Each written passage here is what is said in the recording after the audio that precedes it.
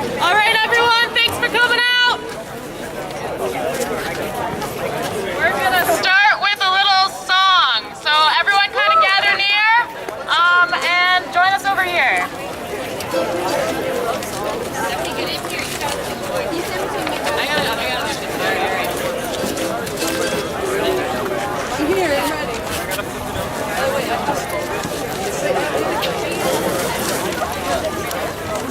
Okay, we will be starting with Down by the Riverside. Down by the Riverside.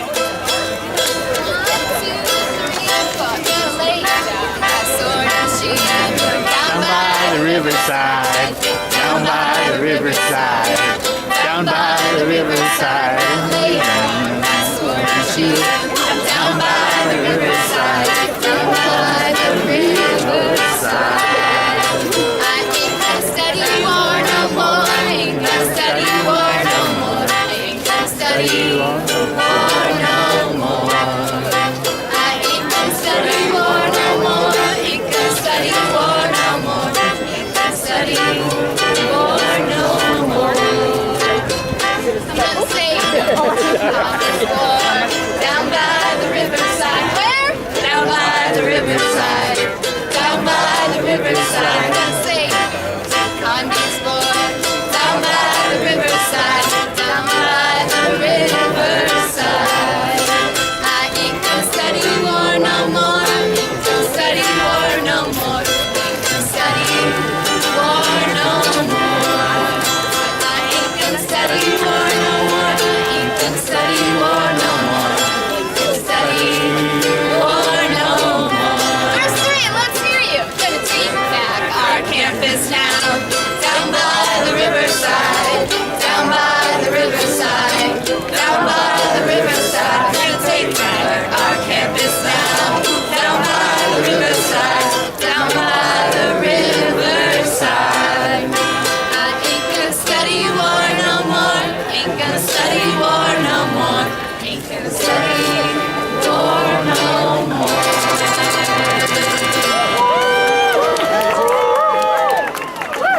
You guys need to sing along. Everyone sing. Let's do war pigs. How about?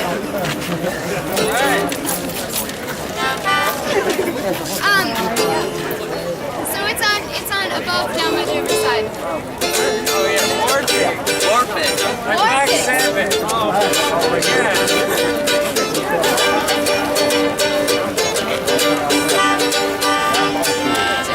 Gathered in their masses, just like witches at black masses. Evil minds that plot destruction, sorcerers of mass construction. The bodies burning as the war machine keeps turning. To mankind, poisoning their brainwashed minds. Oh Lord, yeah.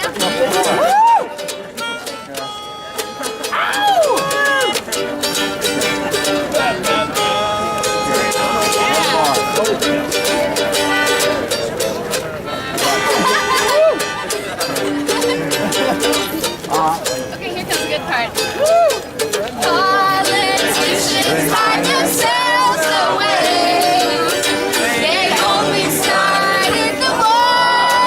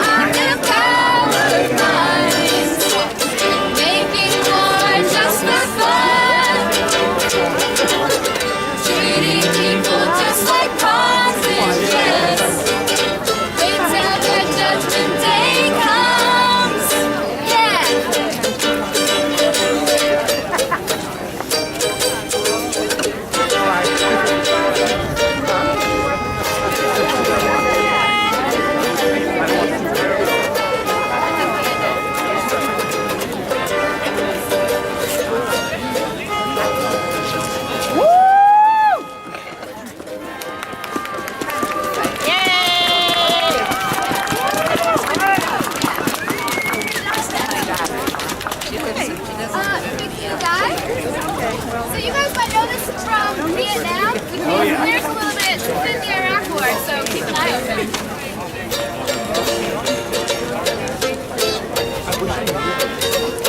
Well, come on, all you big strong men. Uncle Sam needs help again. He's gotten himself in a terrible jam. Way down yonder in the oil land. So put down your boats and grab a gun. We're gonna have a whole lot of fun. And it's 1, 2, 3. What are we fighting for? Don't ask me, I don't give a damn. The next stop is the oil land. And it's 5, 6, 7. Open up the early gates. And there ain't no time to wonder why. We're all gonna die. Oh, well, come on, Wall Street, don't be slow. Man, this war will go. There's plenty of money to be made. We'll sign the army with the tools of the trade. Hope and pray when they attack. All fighting is in Iraq. 'Cause it's 1, 2, 3. What are we fighting for? Don't ask me, I don't give a damn. The next stop is the oil land. And it's 5, 6, 7. Open up the early gates. Where there ain't no time to wonder why. We're all gonna die. Oh, well, come on, mothers. Pick up the slack. Pack up your boys to Iraq. Come on, fathers. Don't hesitate. Send out your kids before it's too late. You can be the first ones on your block. Have your kids come home in their boxes. It's 1, 2, 3. What are we fighting for? Don't ask me, I don't give a damn. The next stop is the oil lands. And it's 5, 6, 7. Open up early gates. There's no time to wonder why. We're all gonna die.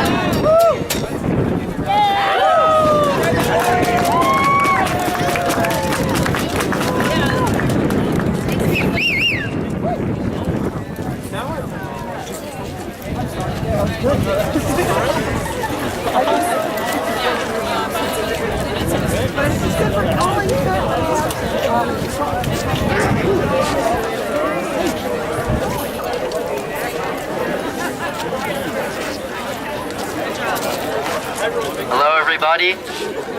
Hello. Hello, everybody. Hello. Thank you for coming out. My name is Robbie, and I'm a member of SDS, Students for a Democratic Society. We're a multi-issue activist student group on campus. We've been organizing around anti-war and Condoleezza Rice coming. Did y'all know she's on campus today? Yeah. And we've also worked on education rights as well, and we have a current ongoing education campaign for a tuition freeze. And yeah, I just want to thank you all for coming out on this beautiful day. And let's let Condoleezza know that we're out here. Let's make some noise, right?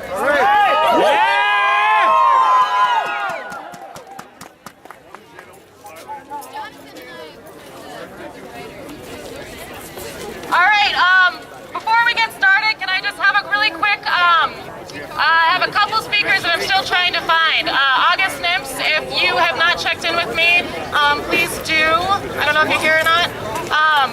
And then we'll get started. We meant to have more sound. First of all, I want to apologize. We've been told that we're not allowed to have amplified sound, but we're going to do it anyway. All right.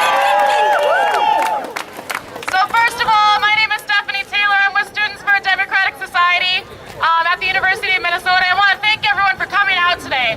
Obviously, this protest has gained a lot of support and endorsements from organizations not only here on campus, but also citywide and nationwide. And we've gotten a lot of national press for protesting Condoleezza. So just to kind of give a brief, I'm sure we all know, but to give a brief history on why we're protesting Condoleezza Rice. Condoleezza rose to power and fame during the Iraq War within the Bush administration, acting as the National Security Advisor, then as Secretary of State. While these achievements should be celebrated because she is a woman of color, it is also under these titles that Condoleezza signed off on the carrying out of violent atrocities against humankind. In a pursuit to win the never-ending so-called war on terror, Condoleezza signed off on human rights abuse wartime strategies in an attempt to gain information against quote-unquote terrorists. Many of these people remain in torture prisons like Guantanamo Bay without any charges at all. These enhanced interrogation techniques are well documented throughout Condoleezza's tenure. What we're talking about when we say torture is these specific things: genital mutilation, the actual cutting and dismantling of people's genitalia, waterboarding over and over again to give an individual the sensation that they're drowning, electrocution, sleep deprivation, and sexual humiliation and degradation, including forced sodomy and rape. These are not conspiracy theories that may or may not have happened in Iraq. These are documented facts that Condoleezza knew full well of and signed off on. These acts are so vulgar and so horrifying that they have actually been banned under international law, specifically the Geneva Conventions and the UN Convention on Torture, both of which the US has signed on to. Condoleezza acted in direct violation of these international laws and actually went so far as to declare that the US was exempt from these standards. Despite national and international demand that the politicians answer for their crimes at an international court, these crimes have been practically dismissed. These issues were never brought to trial in front of a court of their peers. Therefore, no punishment was even so close as recommended.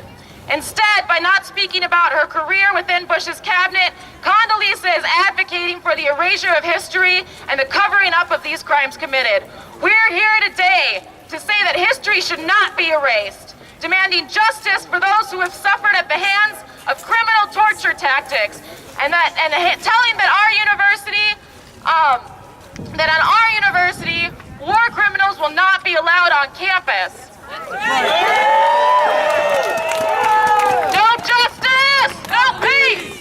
No justice, no peace. No justice, no peace. No justice, no peace. No justice, no peace. No justice, no peace. All right, again, thank you everyone for coming out. We're gonna have a round of speakers. I'm first happy to introduce David Pello, who was instrumental in introducing and supporting the faculty resolution that was introduced in the faculty. David Pello is the Don Martindale Endowed Chair Professor of Sociology. He studies the intersection between social inequality and environmental conflicts. Everyone welcome David Pello.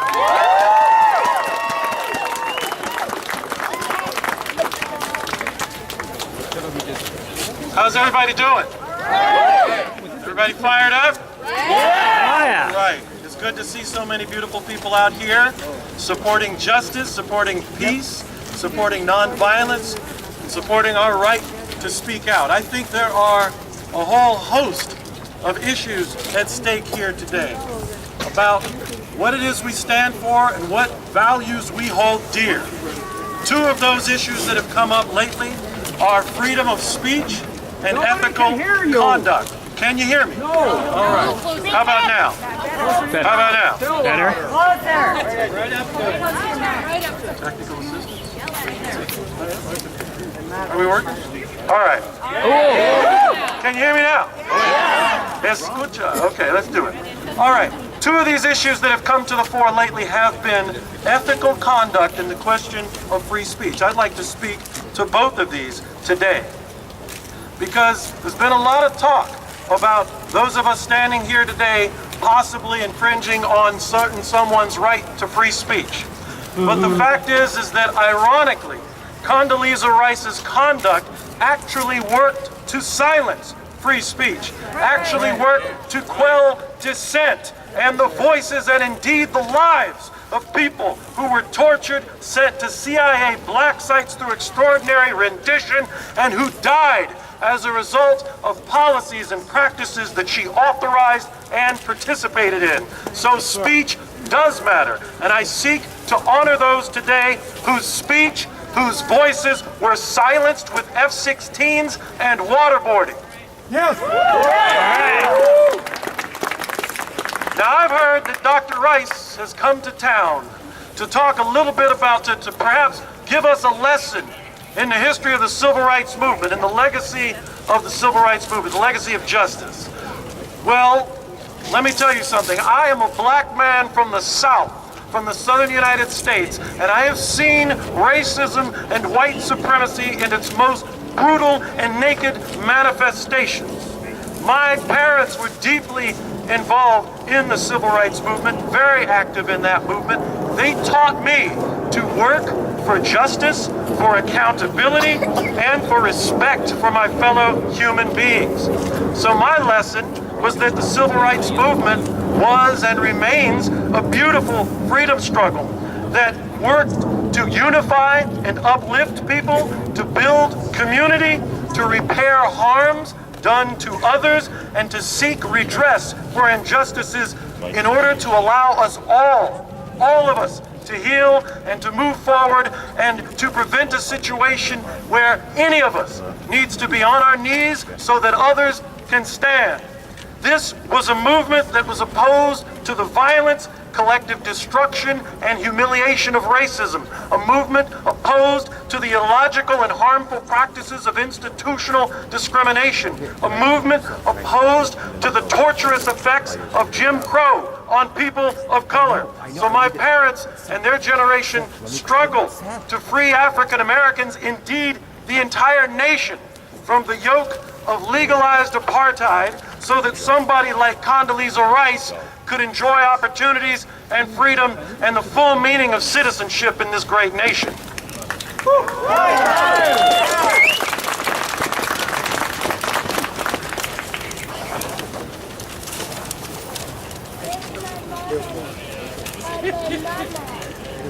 All right. Thus, in my humble opinion, the civil rights movement was certainly not intended to promote the capacity of African Americans, or anyone for that matter, to violate the civil rights and human rights of other people. The civil rights movement, in my humble opinion, was most certainly not an effort to open doors to formerly disenfranchised people so that they may go forth and disenfranchise other people. That's right. And the civil rights movement was most certainly not a movement whose intention was to non-violently overthrow a system of racial oppression in this country so that somebody else could go violently impose a system of racial oppression in another country. That's right. Yeah.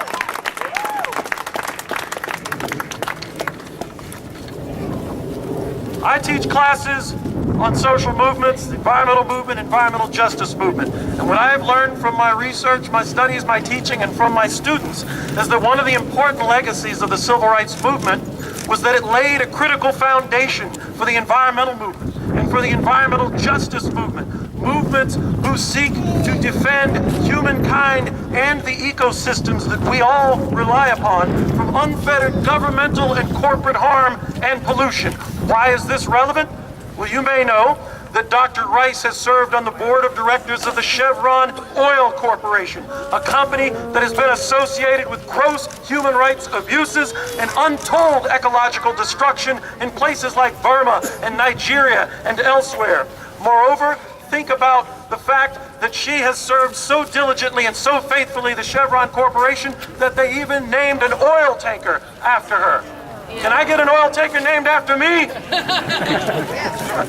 Let's think back to the fact that the Iraq War also witnessed extraordinary ecological destruction associated with depleted uranium, associated with leaking toxic PCBs coming out of tanks, associated with ozone-depleting halons and freons that are used in fighter jets and bombers. So as an ardent supporter of the oil industry, an ardent supporter of the oil industry, an industry that was rooted in the violence of war and the degradation of human beings and ecosystems, Dr. Rice has therefore been associated with forms of oppression and, yes, indeed, torture that go way beyond her victims in jail cells and CIA black sites. If she has contributed to the perpetration of heinous acts against human beings, then she has also contributed to the same against our air, land, and water, our ecological legacy. So we rise up, and we say no to torture. We say no to enhanced interrogation, and we say yes to love and civil discourse. We rise up and we say no to war and lies that lead us to war. And we say yes to peace and truth-telling. We rise up and say no to mass violence against humanity and our ecosystems. And we say yes, an unconditional yes, to the embrace of human rights, civil rights, mutual assistance, cooperation, social, economic, and environmental justice. Thank you very much.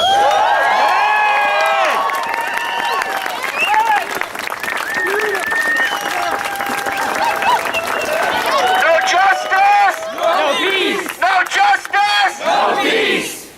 Yeah.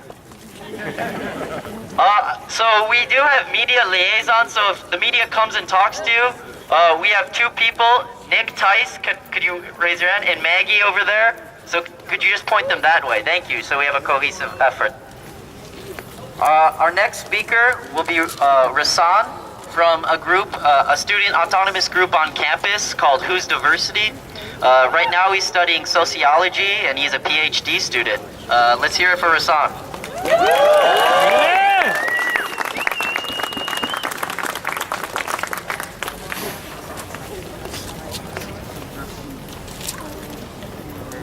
Can everyone hear me?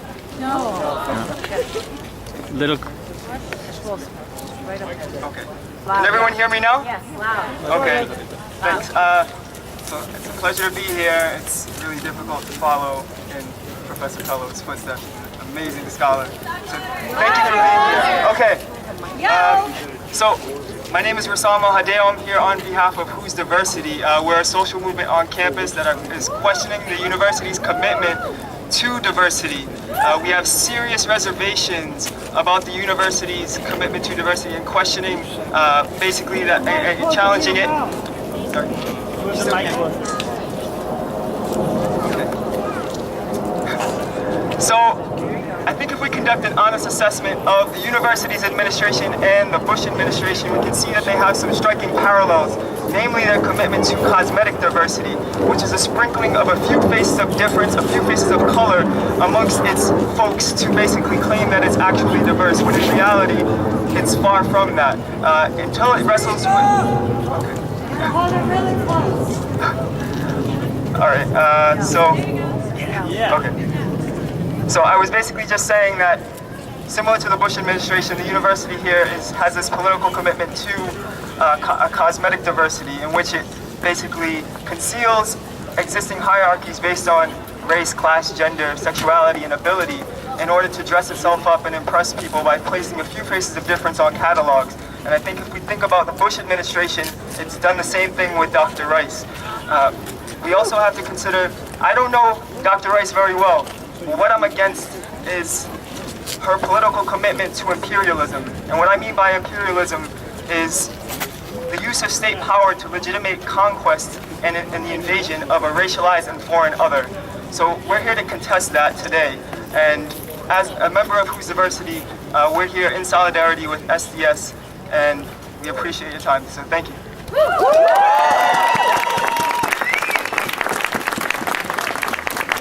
Thanks, Rasan. All right, up next, I have Noor Nashawati. She is a member of Students for Justice in Palestine here at the university. If people don't know, Students for Justice in Palestine is a very important organization in this country. SJP is one of the largest student-led social justice groups in the U.S. that is primarily organizing against the occupation of Palestine, and is often in solidarity with a lot of anti-war actions in the Twin Cities and also nationally. And SDS has the privilege of organizing on multiple campuses nationally with SJP. So everyone give it up for Noor.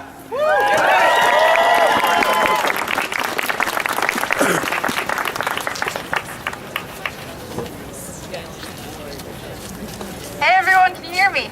Yeah. Oh yeah. Sweet. Okay, so as you might notice, I'm wearing a backpack. I just came from class. How many of you are students?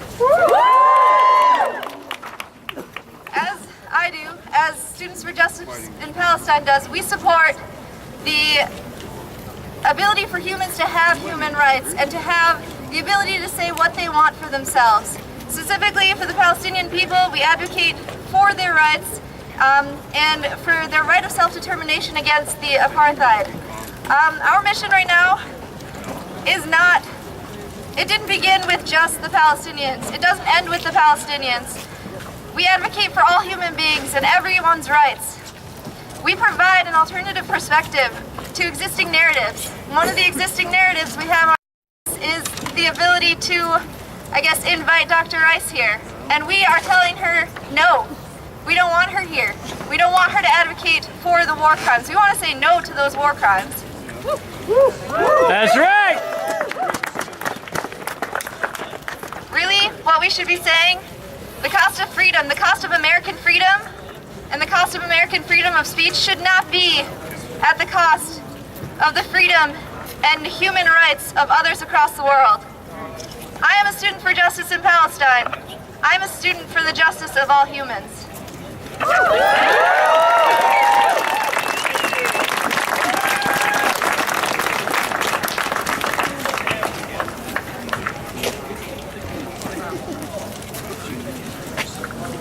All right, we're feeling brave, so we're going for the big guns.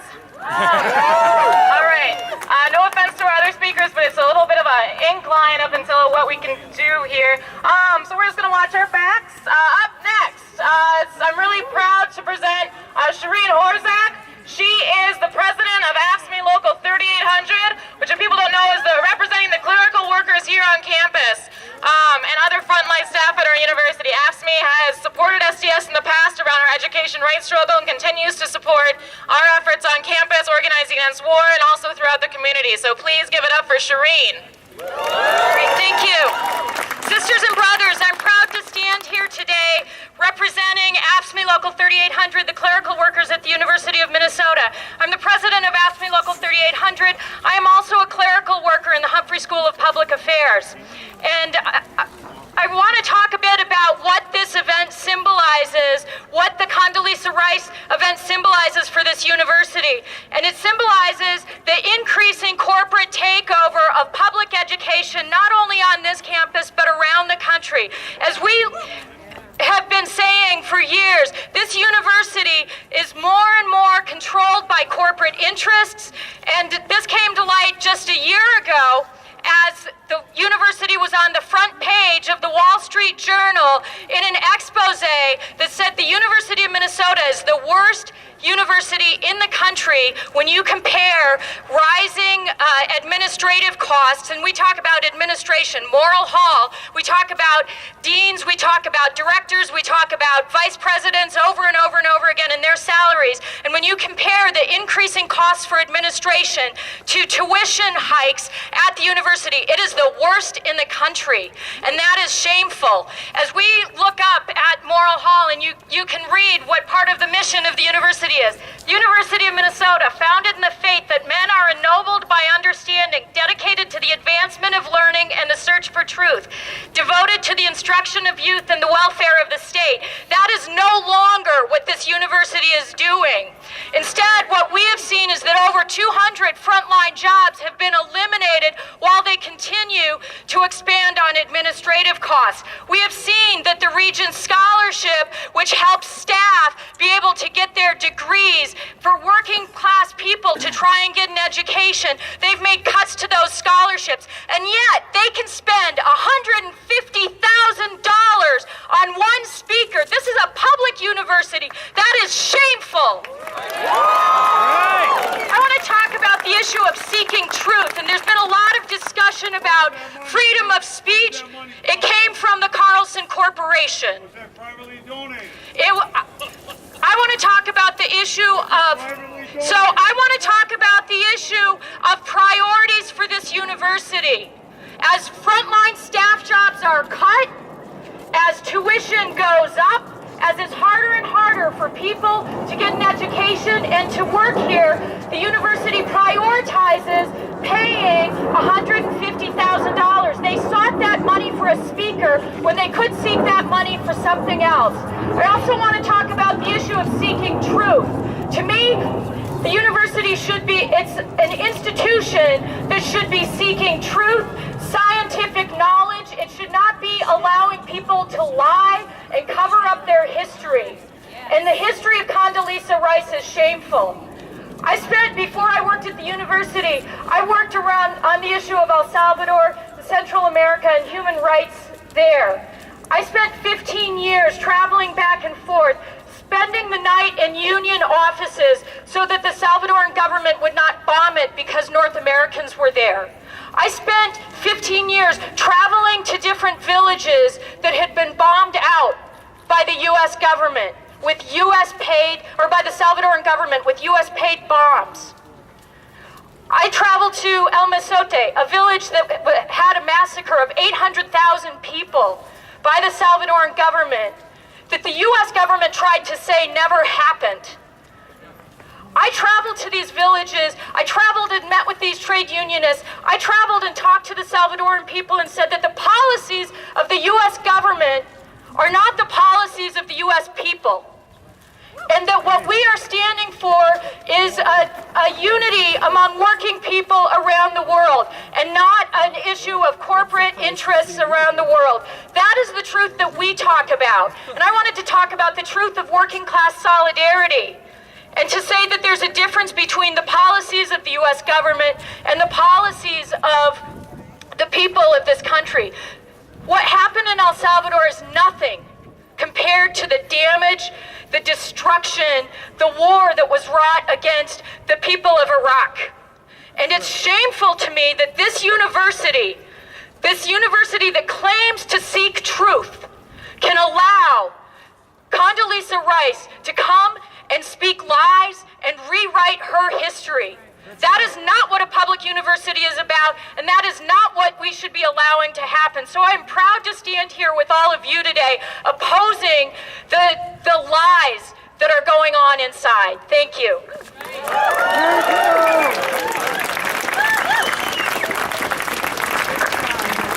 Hey, Kaylor, you should know, war criminals have got to go. Hey, Kaylor, you should know, war criminals have got to go. Hey, Kaylor, you should know, war criminals have got to go. Yeah. Up next, we have August Nims, professor of political science and of African American and African studies, and a distinguished teaching professor. Let's hear it for August. Thanks very much. I want to thank the organizers for inviting me to be here, and especially for you being here. But I want to hear from you, because according to the Minneapolis Star-Tribune, we wouldn't be here if Hillary Clinton was inside. Is that true? No! According to the Strip, we wouldn't be here if John Kerry was inside. Is that true? No! We wouldn't be here if Obama was inside. Is that true? No! Right, say it loud and clear so the media can hear so. Make sure they hear. Thank you very much. I want to follow up on what David Pello raised about the civil rights movement and the reinvention of history. 50 years ago was really the high watermark of the civil rights movement. And it's being recognized in various kinds of ways, and that's the pretext for Condoleezza Rice being here at the University of Minnesota to celebrate, to discuss the significance of the civil rights movement. But if you look at the program that the Humphrey Institute organized, it would appear that the civil rights movement made achievements simply because of individuals like Hubert Humphrey, individuals who are inside the system, and people there who are passing legislation, and it has nothing to say about the masses in the streets. It was the masses in the streets that had forced the good old boys in the White House and in Congress to see the light. They saw the light because they felt the heat of the masses in the streets. That's what brought about the kinds of changes that took place. And if you look at the program that they've organized over the last year, including Rice and so on, it includes no one who was actually in the streets, who was played the decisive role in bringing about the kinds of changes that we rightly celebrate. She missed it. She was missing in action. And a lot of it had to do, I'm convinced, with her class background. Her family didn't want her to be there. 90% of her cohorts, though, were in the streets, especially from the working class. That's who was decisive in the changes that took place. I don't know how many of you get a chance. Go back and read Obama's speech on the 50th anniversary on the March on Washington. According to Obama, we don't need to march anymore. That's over with. We marched then, that's over with, but we have new ways of doing things. If ever you want to know where the civil rights movement went, there's a famous slogan someone once said, out of the streets into the suites. That's where the civil rights movement went. I say out of the suites and back into the streets. Thank you very much.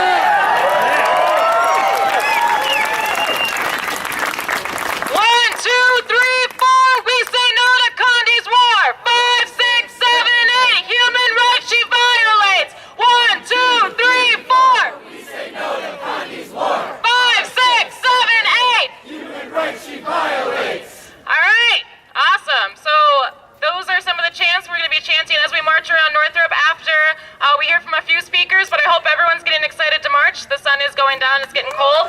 We're going to warm our bodies up so that Condoleezza and everyone else can hear our dissent from inside. But first, we're going to hear from a few more speakers. Pepperwolf is the director of Women Against Military Madness. She's also the organizer of the Alliance Tech Pro to Action and the SOA Watch. Well, thank you very much for having me. It's a pleasure to be here. Actually, the Alliant Action Group, Alliant Tech moved to D.C. so they could be closer to their contracts, but we were there for 14 years, every consecutive Wednesday, protesting their production of landmines, depleted uranium munitions, the rocket propulsion system for the Trident II missile, and a bunch of other bad stuff. So we're just always out there. The organization, Women Against Military Madness, is not just women, it's men too, and which brings to mind, and thank you very much, SDS, for organizing this, and the rest of you too. It was really wonderful. We've had a lot of calls to the office telling us that Condoleezza Rice was going to be in town and someone organizing a protest. So it was great to be able to connect people that wanted to be out here, that there was something going on, and that there are a lot of different groups involved in organizing this. So thank you very much.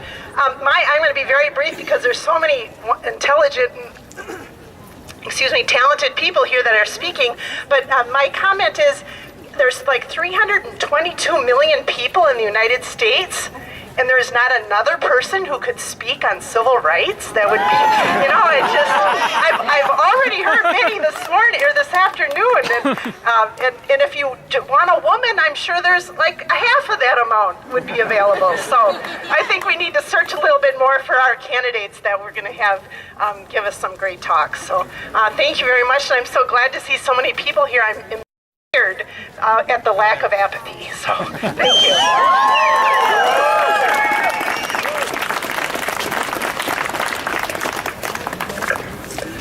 Up next, we'll have two speakers from Vets for Peace, Veterans for Peace, Dave Logston and Steve McQueen. Just Steve? Steve's having heart surgery on Monday morning, so I don't think he's able to make it here tonight. But on behalf of Vets for Peace, I want to declare our solidarity for all the peace and action groups that have pulled this together, especially SDS. I mean, let's give a round of applause for SDS. For a lot of us old timers in the peace and justice movement, it feels really good to see young people in the streets again, like we did back in the day. I just want to say that Condoleezza Rice was part of a team of liars, a pack of liars in the Bush administration, a bunch of neocons that lied, and a lot of young men and women went into war on the premise that they were doing something fighting for America's freedoms, which was the furthest thing from the truth. And people have died, and hundreds of thousands of civilians, women and children, have died because of her lie. And for the university to legitimize her by giving her a platform and paying her $150,000. $150,000, you could have got Cornel West, you could have got Alice Walker, you could have got a lot of people out here that have told a lot more truth than she ever dreamed of telling. Anyway, Condi lied and people died. Thank you. All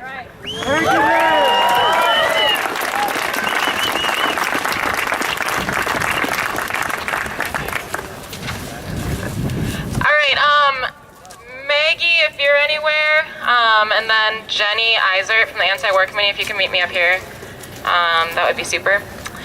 And then rally.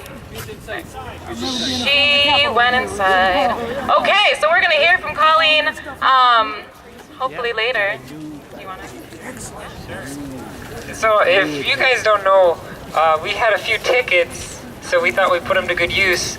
So we sent a few people inside with orange jumpsuits.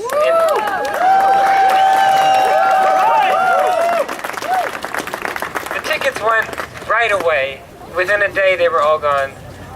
We had 4, so we sent 4 people in orange jumpsuits and black hats, and we told the police we were going to do this too.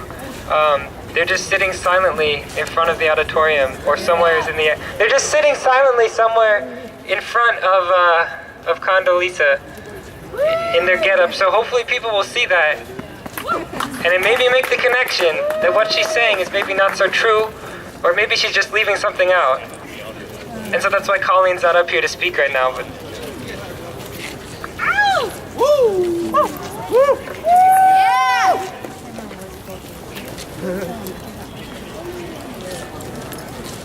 All right. So we, like I said, what our plan is to have people